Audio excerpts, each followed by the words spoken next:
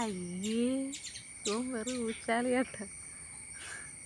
പൂച്ചവർഗത്തിന് നാണക്കേടുണ്ടാക്കാനായിട്ട് തവിടും പുല്ലും തിന്നുന്നു.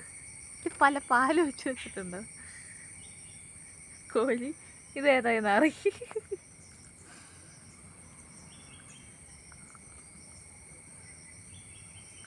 നിങ്ങൾ എന്നെ തെറ്റിദ്ധരിക്കരുത്, ഞാൻ കുറച്ച് ചോറുണ്ടാൻ വന്നത്. വാടാ, അമ്മച്ചോട് പറയണം.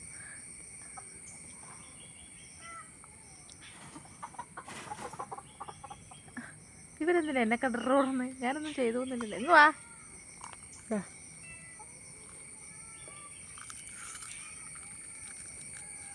പെട്ട് പെട്ട്